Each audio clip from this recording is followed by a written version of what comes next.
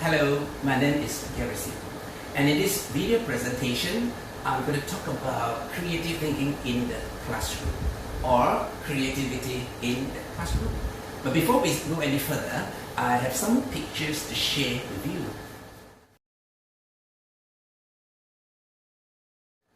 Bright ideas. Now we have ideas of people who are very creative. Let's look at the first one, cakes, our local cakes. This cake is supposed to be red in color, but this person who made these cakes tried to have it in different colors, green, orange, and red. So he is trying to be creative, showing his or her bright ideas. Okay? And then let's look at fashion. This is very unusual. I would not want to wear something like this in public, but then again, it is fashion. And next is artwork by students showing their creativity. So all these people who make cakes, who design fashion or do art, they all have bright ideas, and these ideas actually come from their creativity skills. Innovation. This is part of our creativity. Innovate, we create things, we invent things. Okay, for example, this one, this guy invented a fan that cools his noodles. I think this is Japan or Korea.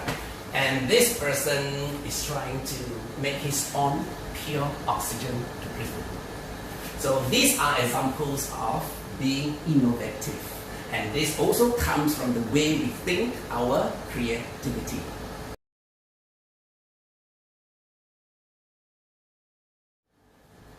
So creativity or creative thinking is the way we, or in this case students, look at things. We look at things differently from a different angle, a different perspective.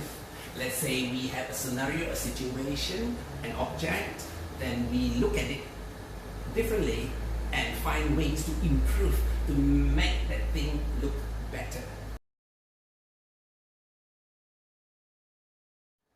Okay, look at this picture. Tell me, is it creative or innovative? To me, I think it is both. There's a bit of humor in this picture also.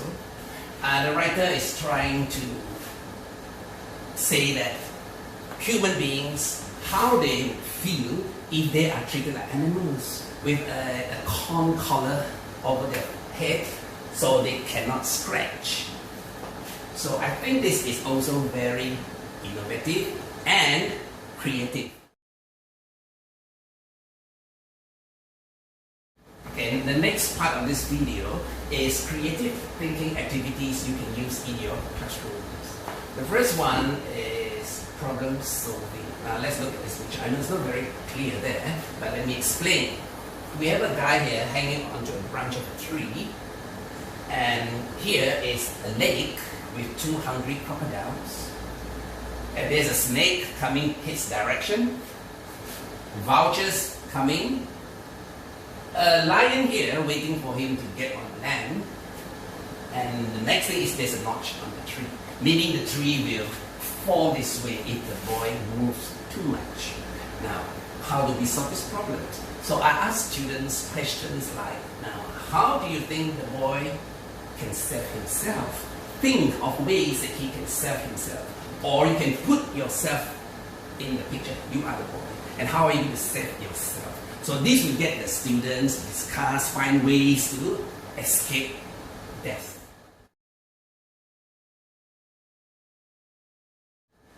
Okay, the other activity is storytelling or story sharing. This activity is good because it helps the students with their speaking skills. Okay, and also answer any questions later on. Now I have a picture, and it is just a story, but a student can come up and tell a story or share a story. Or if a picture is given and students tell the story orally in front of class. Now this original story, Madam White Snake. If the student knows the story, the student can tell the story. But if the student is creative, the student can change the story. Okay? In the original story, these two spirits are kind-hearted spirits, and this is the guy that she fell in love with. Now, if a student is creative, this could be the bad guy, or they are plotting something against this guy. So it's up to the students to make up a story based on this picture. And the other students later on will ask questions. Why is this? How is that? So this actually encourages students to ask questions. Right?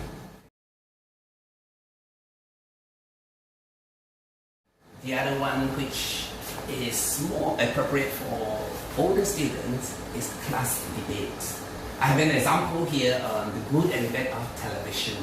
So I can get 2 students each time to pick on a topic. So if they have good, they must have the points. They are not arguing, but they're just debating. Again, this activity encourages speaking their mind and their speaking skills.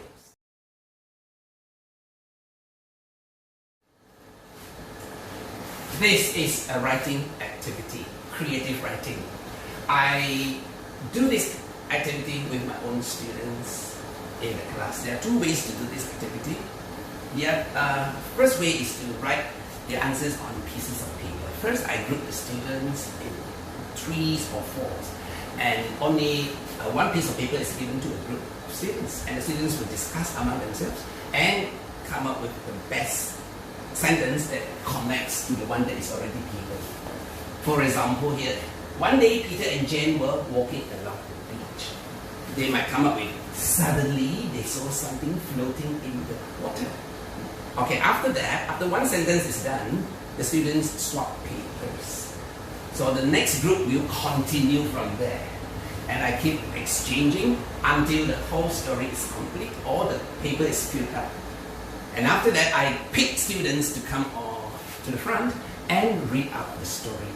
You can imagine how excited the kids are when they hear what they have written or what their friends have written. And this activity is also very welcome by senior students who can write better. The other way to do this activity is on the whiteboard. I write a sentence on the whiteboard and I randomly pick students to come and continue. Okay?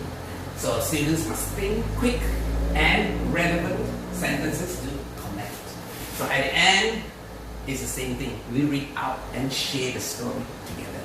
So I think this is a very good way to teach creative writing, and I tell you, my students love it.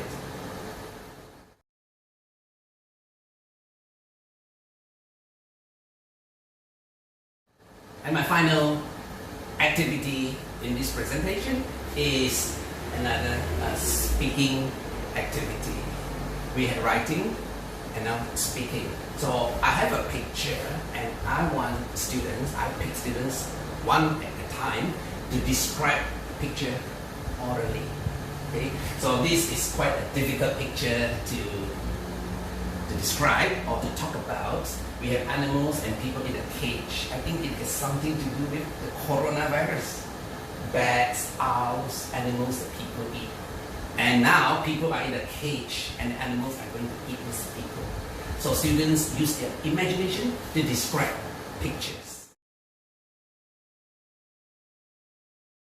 Now to conclude this presentation or this video, let's summarize whatever we have been discussing. Now creative thinking is important and should not be ignored. We must have creative thinking in schools, in classrooms, and at all levels. Okay, because creative thinking brings a lot of benefits. Students have fun, they enjoy their lessons more, they have the freedom to express themselves, to share their thoughts and opinions, and also they can give suggestions. And activities here also builds team building, the team building spirit, help students with communication skills, problem solving skills, and finally, creative thinking activities reduces stress. I hope you have enjoyed this video.